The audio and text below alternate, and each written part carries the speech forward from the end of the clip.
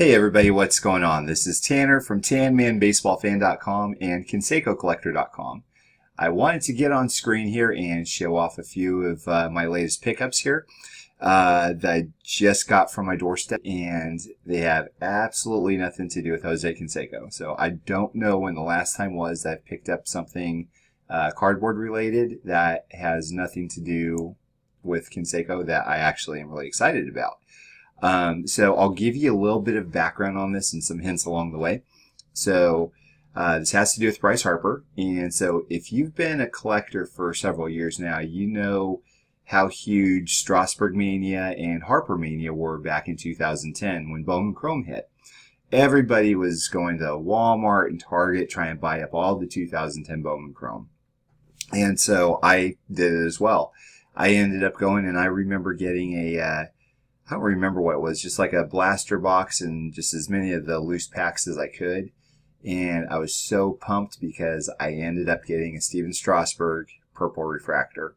It was numbered out 777, which is crazy because I normally deal in these Canseco cards that are like ultra low numbered. So 777 of these guys.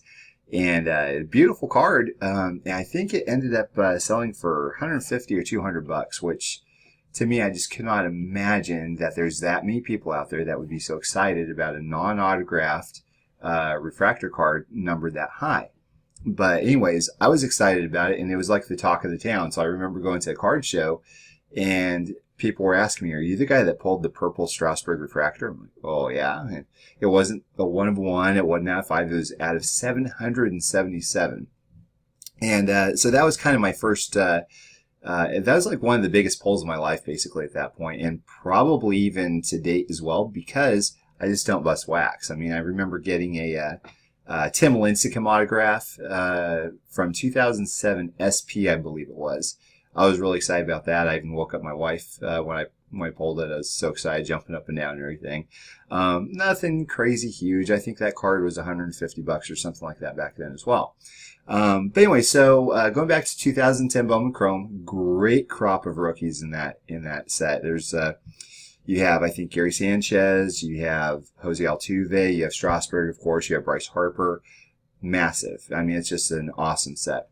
So, but Strasburg and Harper, they were the big 1-2 punch back in the day, and so obviously they still are. I mean, they're monsters. You know, they're fantastic superstar players, of course. But anyway, so I remember really wanting to get a Bryce Harper. And I keep opening up packs, and I open up packs, and I kept getting a Bryce Brents instead. I just remember looking, going, "Oh, it's Bryce Harper!" It's Bryce Brents again. So I never got my hands on a Bryce Harper. And so I remember going through at least one collection in the past of me possibly buying out somebody, and he had a Bryce Harper, and it didn't work out for one reason or another. It's like, dang it. Well, I still can't get one. And to this day, the 2010 Bowman Chrome base of Bryce Harper will pull in $50 to $100. They're notoriously off-centered. I mean, there's a lot of them that, you know, you can get them for cheaper if they're off-centered enough. But the refractors, the regular refractors numbered out of 777, they are... if I remember correctly, I think they go for around 200 or so if they're nicely centered. The blue refractors out of 250 end up going for, you know, they could go up to $400. I've seen some BGS 95s for $500. So, you know, it's a great card. It's a very nice card. It's not Bryce Harper's first card because he had a couple upper deck ones as well, but it's his first Bowman card. It says first Bowman Chrome card in the, you know, upper left or whatever. So I'm going to go ahead and show you what I picked up. And so, here it is. Here it is. This is his 2010 Bowman Chrome printing plate. It's the yellow version, and it is, of course, a 1 of 1. Now, the great thing about this is that on top of being like ridiculously difficult to pull, I couldn't imagine pulling something like this out of a pack.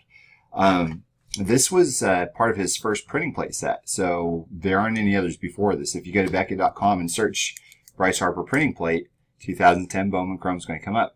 So not only this, but this as well. And not only that, but this as well. And last but not least, you guessed it. Boom. The set.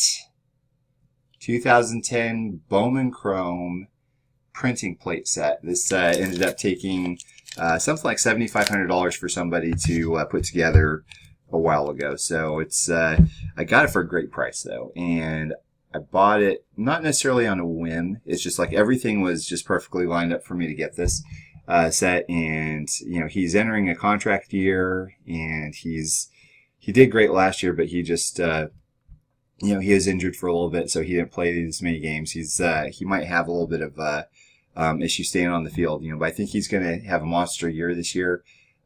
He hit a couple home runs in the game, I think yesterday, if I remember correctly. So I'm excited. They aren't. I don't want to call them PC items because I don't see myself keeping them forever. As much as I love them, you know, I probably will sell them or trade them at some point. That's really kind of the main reason why I picked them up. I mean, it's just, and plus I love the set. I mean, it's a very difficult. If you think it's difficult to pull a superfractor, try to pull a printing plate complete set. It's 4 times as hard.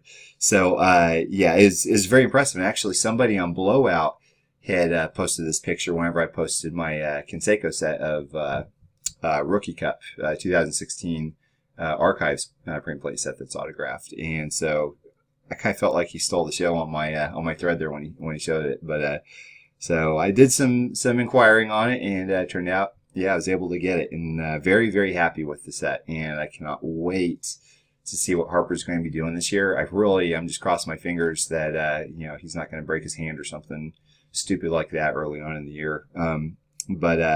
Yeah, so absolutely, at some point, you know, they're going to be for sale. At any point, they're for trade for some, well, you guessed it, awesome Jose Canseco cards I don't have. So if you have anything and you've been considering like, oh, I don't know about reaching out to Tanner about this, I kind of want to keep this Canseco card, well, you know, maybe I have some firepower for you to take a look at and, you know, see if you want to add these to your collection instead.